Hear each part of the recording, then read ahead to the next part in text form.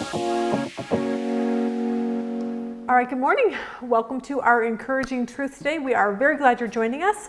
If you want to know more about our ministry, go online to womensbiblestudy.com and you can learn everything you want to know about us. We are putting out this Encouraging Truth series because every Monday morning we want you to wake up to something hopefully that will encourage you for the week. So today's lesson is coming from something that actually happened to me a couple days, and it was just this great reminder that I needed, and hopefully you will need it today, which is this Encouraging Truth number 59, which is this: we all need encouragement and confirmation. We all need it. And today I want to encourage those of you that feel kind of like you just feel overwhelmed with everything. You just don't know if you're doing things right. Am I being a mother right? Am I being a wife right? Am I being an employee right? Like, you just don't know if you're doing anything right. And somehow you're just not feeling very competent in anything that you're doing. And you just started to feel like you just feel down and you feel really, really discouraged. But here's what you need to know. You just need a word of encouragement. And hopefully today I can give that to you. You just need someone who will come alongside of you today and said, you're doing fine. You're doing a really good job. Don't quit. Hang in there. God is right there with you. He's leading you. He's guiding you, even if it doesn't even feel like He is.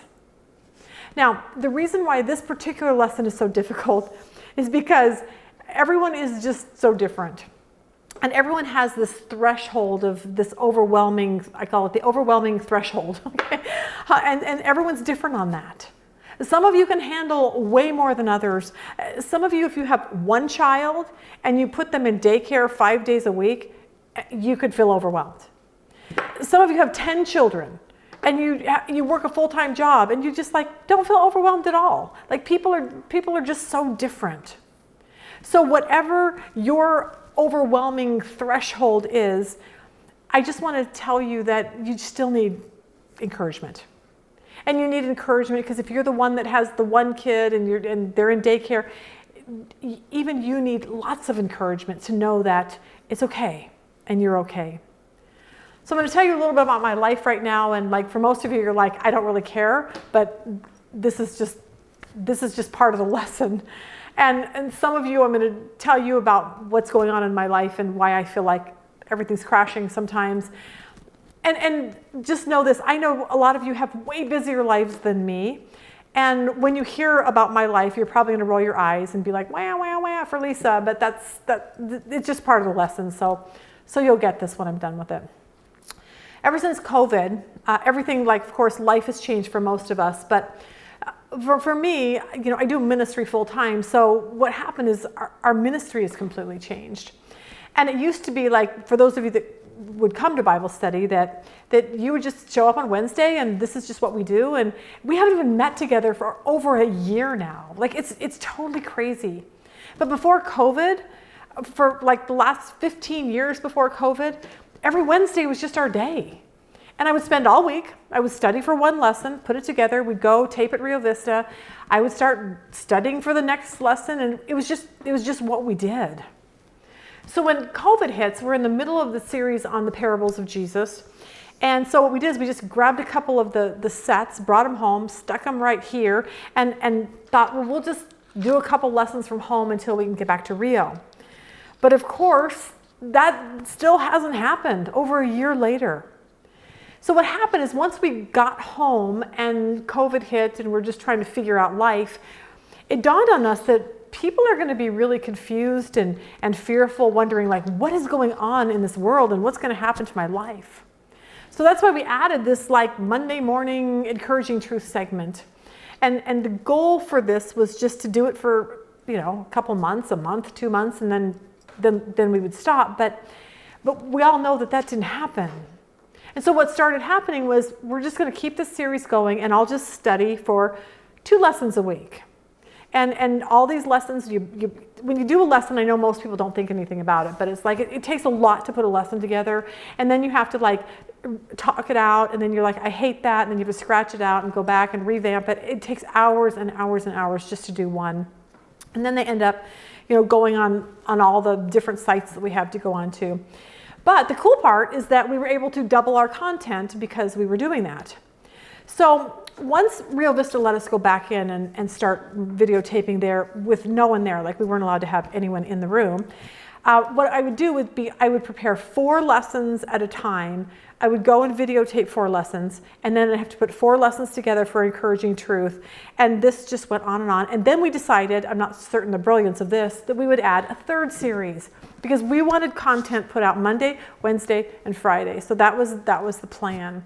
So that just means that's just now tripled all the work that I have to do. Now, in the midst of all this, my super adorable entrepreneur husband decides to start a coffee business. And it's super cute, but I think I'm kind of like a secretary now. So I'm like, he needs emails done, or he calls me in the middle of the day, and he's like, okay, can you do this? And I'm like, I love doing it. I have no problem with that. But on top of that, we have 2 other businesses that I have to make sure that the bills are paid and keep track of. And then on top of that, I know this sounds really stupid to most of you, but we have a cabin up north, but in order to pay the bills, we have to rent it out. So we rent out our cabin on VRBO and we rent it about 3 weeks out of each month. But that means I have to take care of getting the forms to the right people and making sure I don't double book something, which I did once. That means we have to make sure the cleaning people and the check-in, check-out, like it's a whole process on its own. And then on top of that, this is really good news. Cheyenne got engaged. Yay! Okay, so Cheyenne gets engaged. But in this whole thing that's been going on, we decided to sell the cabin because it's just too overwhelming right now. So in the process of selling the cabin, her wedding is going to be in September, but we moved the wedding up to July because in case we sold the cabin, she wants to get married there. So we have all that going on. And then this is kind of like the topping on the cake for me. A couple weeks ago, our granddaughter got hurt. She had to go to the hospital. And the next day, my son called me and said, Mom, can you take Titus and Zeke, our 2 grandsons, and can you just pick them up for a couple hours? So I went over, got them, took them to Sky Zone so they could just kind of goof around. So we did that. That was on a Saturday. Sunday was Easter. We went to another son's house with our granddaughters. I walked in and I handed them a little Easter thing, and she said, is this my birthday? I was like, when's your birthday? She goes, it's tomorrow. She goes, it's so cute that Zeke and I have the same birthdays, like 2 days apart. His was yesterday. So here I am, the grandmother, who just spent hours with my grandson and had no idea that it was even his birthday. Okay, that's because I haven't had time to sit down and fill out a stupid calendar that tells me all of my grandchildren's birthday. So, as you can see now, I had this perfect storm brewing into my life. So the following day, after I realized I'm literally the worst at everything, I go get my nails done. And I just sat there in the silence of getting my nails done, and I started crying. And here comes the tears. And it was all because I can't do ministry right. I can't be a grandmother right. I can't keep up with my family. I can't do anything right. So maybe I need to just quit. Maybe I need to quit Bible study. Maybe just stop teaching because apparently I can't do that right either. And it's ministry part. When you're in ministry, the first thing that comes to your mind is this even doing any good? Is this even helping anyone? Is anyone coming to Jesus? Is anyone growing in their faith? And honestly, I sat at the nail place and was having this massive pity party for myself. But just then, I looked down to my phone. And I had an email. So I opened up my email and I read it. And I started crying even more. Because it was from this really sweet girl. Her name is Holly. And I think Holly sent me an email at that exact time because God wanted me to know that it was going to be okay. And he used Holly to deliver this message. This is what a part of her email said. I wanted to encourage you to keep doing the work of God by having the Bible studies and posting them online, and keep those cute jokes coming. It means so much to me and so many other women out there to have this available to us. It's so refreshing to take the time to sit down at the end of a long day and listen to your Bible studies. Don't let anyone tear you down or discourage you from doing this ministry. God is right beside you, giving you wisdom for your teaching. Thank you for being truthful and honest and showing people much needed biblical truth. So, Proverbs 25:11 says exactly what just happened. A word spoken at the right time is like gold apples on a silver tray. And it was then that I realized how important it is to have encouraging people in our lives. So I came home, I told Rob about my meltdown, and of course he's got the gift of encouragement anyway, so he's just like, no. But he sat down and said, Lisa, we just need to get a schedule for you. Let's get some, your life just feels chaotic right now, so let's try to put some parameters around it, and we'll work on business stuff. You can do my emails and stuff till 9 in the morning, then you can work from 9 to 2 on Bible study, or whatever it takes. He doesn't care. And he says, you just need to kind of turn your phone off, and then just don't answer phone calls until a specific time, because he said you get distracted and then you just become a basket case. But it was just this great reminder of the importance of people needing encouragement, and we all need it. We see how this played out in the life of David, King David, who would eventually be king. But before King David, there was a King Saul. And Saul hated David because he was completely jealous of him and knew he probably would be the next king. But through all of this, King Saul had a son by the name of Jonathan. And Jonathan and David, the future king, would be they were best friends. And every time King Saul would go after David, Jonathan, Saul's son, would be like, what is wrong with my cuckoo-cuckoo father? He's a nutcase. What's wrong with him? Because Saul kept trying to kill David. And so he had his men hunting him down in the wilderness, but it's so amazing because in God's amazing grace, King Saul could not find David anywhere, but his best friend Jonathan could. Look what Jonathan says, 1 Samuel 23:14. David then stayed in the wilderness strongholds and in the hill country of the wilderness of Ziph. Saul searched for him every day, but God did not hand David over to him. David was in the wilderness of Ziph and Horesh when he saw that Saul had come out to take his life. But then Saul's son Jonathan came to David in Horesh. And look what it says he does. He encouraged him in his faith in God. In verse 17 saying, don't be afraid, for my father Saul will never lay a hand on you. You yourself will be king over Israel, and I'll be your second in command. Even my father Saul knows it's true. In other words, David, I know you're terrified. I know you think my dad's going to win, but he really honestly won't. God is bigger. God's got this. David, God's got you. David, he's got a purpose for your life. You're going to be king, David. Trust God.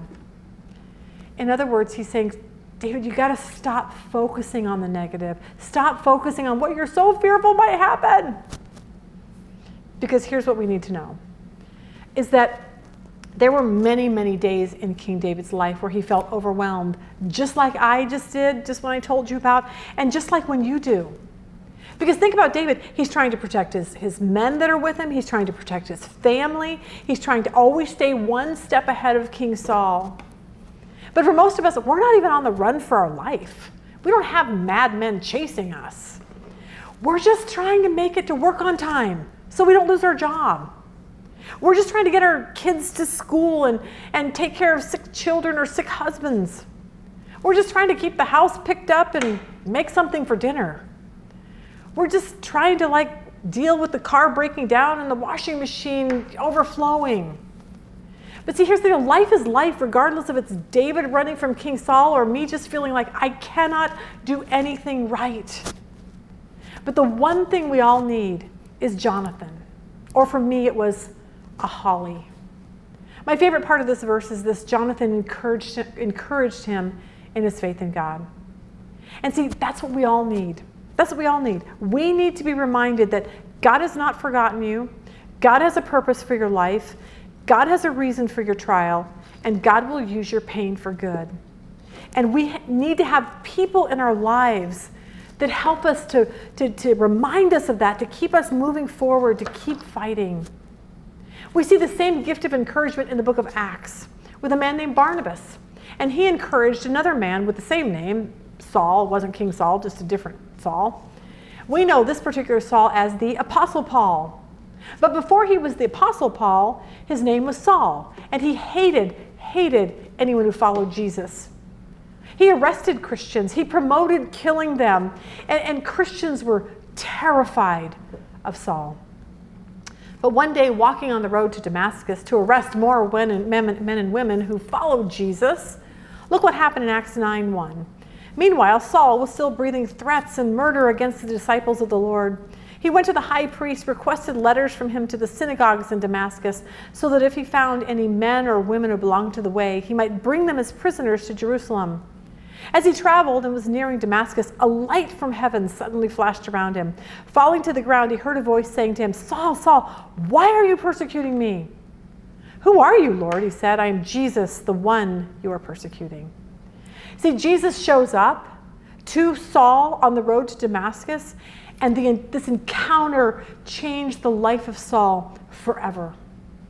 And for how zealous Saul was for his Jewish faith, he now became that zealous for Jesus. But the problem was everybody knew Saul. They were so afraid of him, and they thought he was faking this following Jesus thing just in order to find out where the church was hiding and arrest the people and kill even more of them. But look at Acts 9, verse 10. "But there was a disciple in Damascus named Ananias. And the Lord said to him in a vision, 'Ananias, here I am, Lord.' He said, 'Get up and go to the street called Straight, to the house of Judas, and ask for a man from Tarsus named Saul, since he's praying there.' 'Lord,' Ananias answered, 'I have heard from many people about this man, how much harm he has done to your saints in Jerusalem. And he has authority here from the chief priests to arrest all who call on your name.'" They were scared. They weren't going to come alongside of Saul for any reason because they were frightened for what he might do to them. But the interesting thing is Saul didn't want to arrest anyone. His conversion was completely radical and completely true. But the problem is nobody believed him.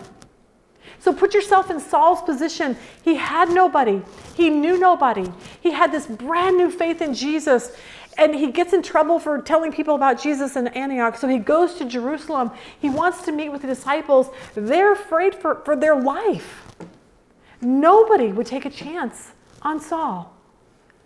Verse 26, when he arrived in Jerusalem, he tried to associate with the disciples, but they were all afraid of him since they did not believe he was a disciple. See, do you think Saul felt like you and I did on days when everything comes crashing down? Like, I just want to give up. I want to give up on this new faith. Do you think he was frustrated and confused like we get? I think so. But God brought someone into his life. Just like he sent Jonathan to David, God sent Barnabas to Saul. Verse 27 says this, "Barnabas, however, took him and brought him to the apostles and explained to them how Saul had seen the Lord on the road and that he had talked with him and how in Damascus he had spoken boldly in the name of Jesus." And see, I think that's exactly what Saul needed. Someone to believe in him. Someone to say, "Saul, you're on the right track. Good job."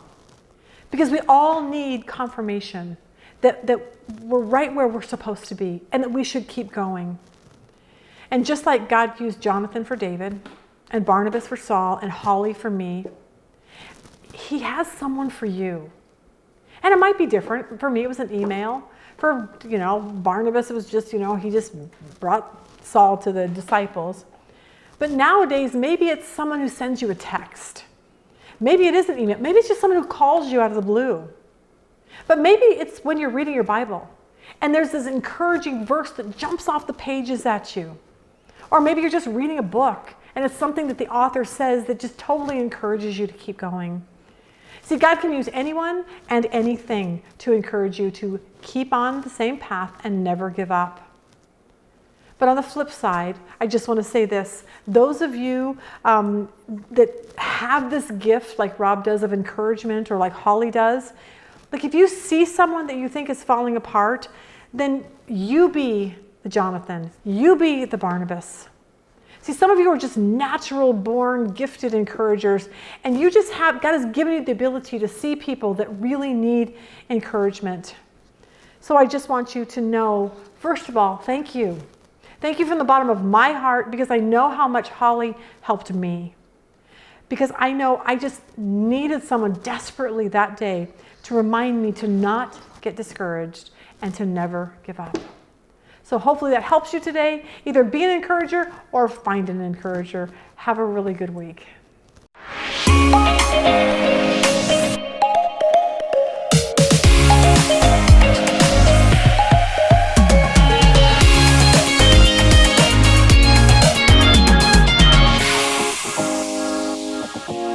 you.